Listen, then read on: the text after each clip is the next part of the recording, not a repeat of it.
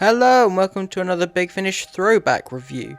Today I'm going to be looking at a slightly more recent 6th Doctor release from the monthly range, as voted for by you on Twitter. I put up a poll with a list of potential stories for me to cover, and the poll chose Static, written by Jonathan Morris.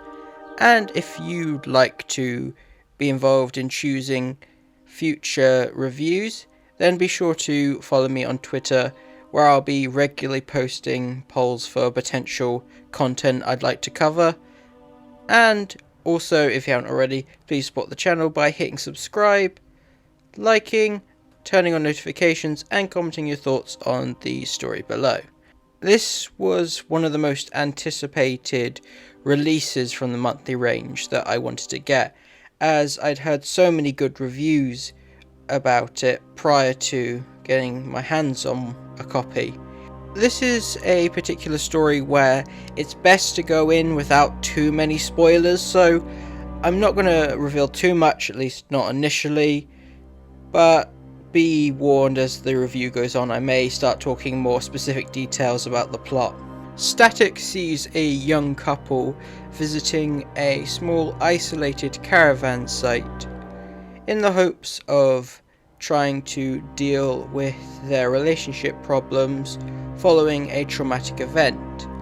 However, one of them has a secret agenda for bringing them to this specific caravan site, because it turns out any kind of electrical device, televisions, radios, are completely forbidden and are not to be used by any of the people in the caravans, because it turns out there is something hiding within the static on those devices, which is what brings the Doctor and his companions to the caravan site, and they soon find themselves trapped due to the couple trying to change history.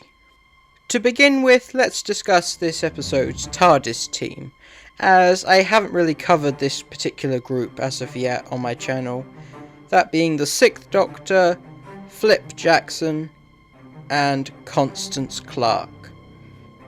This is a really interesting setup, as it kind of mixes the typical present-day Earth type companion that we usually get in the new series with a more experimental companion, which is what Big Finish tends to do.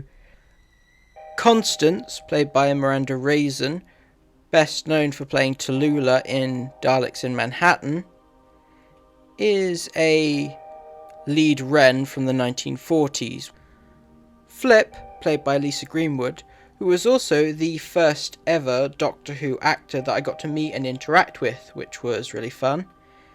She's very much a sort of parody of sorts of characters like Donna and Rose. One of the key areas that I'd like to discuss in regards to the 6th Doctor on Big Finish is his arc.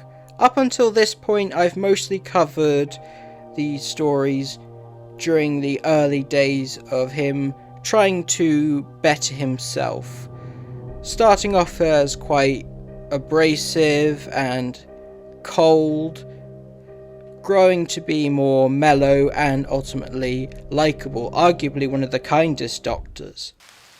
Okay, newsflash, this isn't my wedding. And this isn't 1944. Doctor, you said you were taking me home. Yes, I'm sorry about that. I'll get you there eventually, but something came up. Oh, here we go. Brace yourself for a load of space jargon, Connie. Quite. Well, just for that, I was going to offer you both the shelter of my umbrella, but now I'm not so sure. Ooh. Well, come on, budge up. I'm getting soaked out here. Oh, all right. The reason we're here, ladies, is because the TARDIS detected some temporal interference. Temporal interference? Yeah, a disturbance in the fabric of the space-time continuum. And would I be right to infer that's a bad thing? You would be very right indeed.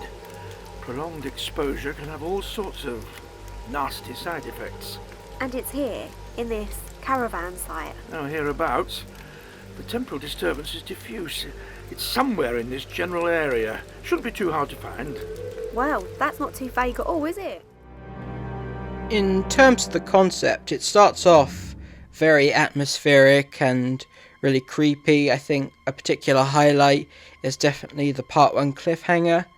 However, as I alluded to in a review a couple of years back for Jonathan Morris's other story, Ghost, this particular adventure is kind of let down by the fact that it has to explain the reasons behind all the bizarre events and the supernatural elements, and I definitely think that brings down a lot of these horror stories for Doctor Who.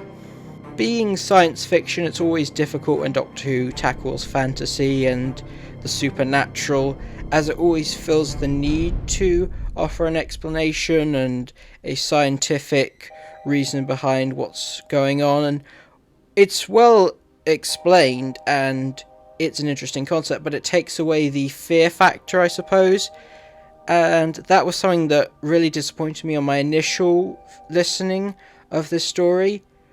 On subsequent listens, I'm able to consider these things not as big an issue. I was able to enjoy Static, it's just I wasn't finding it as scary as I hoped it would be. In terms of the secondary cast, the couple Andy and Joanna offer a good form of drama and humanity to the setting, as they have to deal with their relationship drama as well as personal tragedy, and this bizarre supernatural occurrence has really shaken things up for them and gives them an opportunity to finally talk. However, the highlight of the cast definitely has to be iconic voice actor David Graham as Percy, the creepy, mysterious owner of the caravan site. I'll put you in caravan 2. We've pre-booked, have we? In a manner of speaking, the doctor was expected. I was? Expected by whom? By me, sir. What? I'm terribly sorry. Would you mind not looking at me like that? My apologies. Sometimes I forget myself. I'm afraid you have me at a disadvantage. You wouldn't care to remind me of your name? Till. Percy Till. You don't remember me? I meet an awful lot of people. It's no reflection on you. But you remember me, Percy? Well, I'm hardly going to forget you, am I, Doctor? I won't give away what happens at the end, but there is something that happens to one of the characters that I'm wondering is going to have a lot more long-term consequences for this particular TARDIS group, as it's a quite disturbing status quo change, which doesn't really get dwelled on in this particular story, so I'm hoping it does come up again at some point. I haven't listened to all of their stories that have come out after this, but from what I understand, it's not brought up again, and I really hope it does.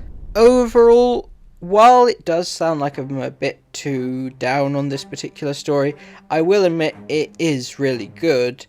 It's just not as scary as I was hoping it to be. It might be just the explanation which sort of disappointed me, and I would have preferred if there was a bit more mystery and unanswered questions as to the events going on.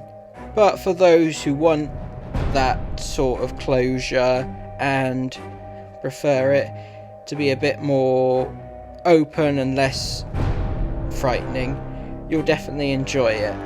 But that's all for now. Thank you for watching, and I'll see you next time.